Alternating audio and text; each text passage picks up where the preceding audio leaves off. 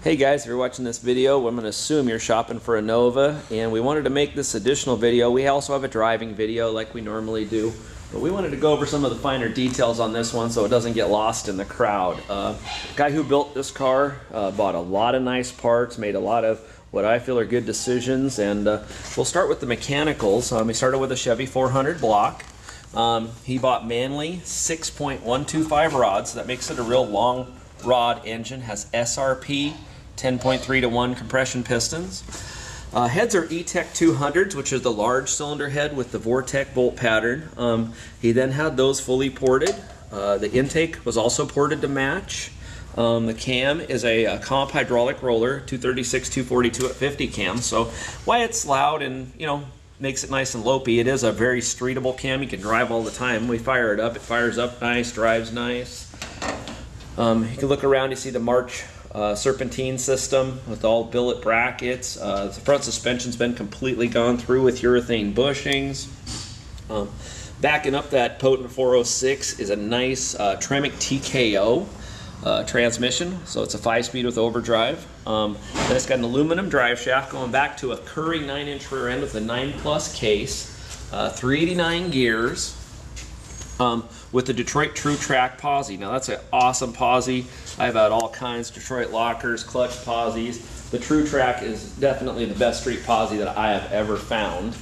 The car has been converted to front disc brakes. The rear is still a drum brake system, but it's a huge 11-inch drum. The guy kind of wanted to stay old school, so he kept the drums, but he just went to the biggest drum he could find.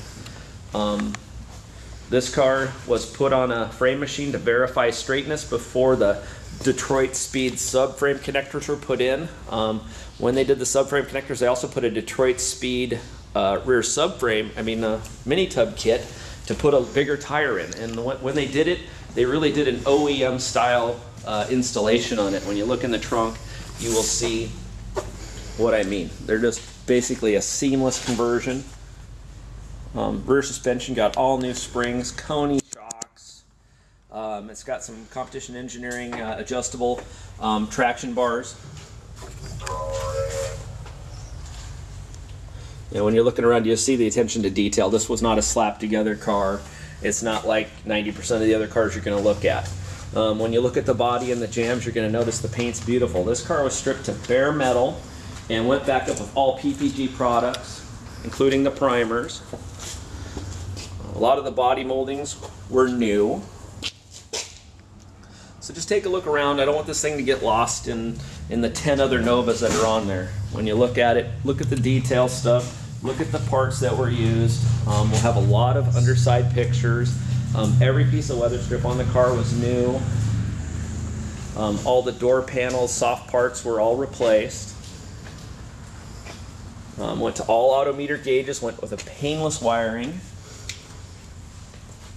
And while the car's not a 100-point car, it's a really nice car. So if you're looking for a Nova, look at all the little details. You're going to spend a lot of your hard-earned money. Make a good decision. But definitely give this car a look. If you want more pictures, more information, we'll definitely get those to you. And we have about a 1-inch thick stack of receipts on this car to show everything that's gone into it.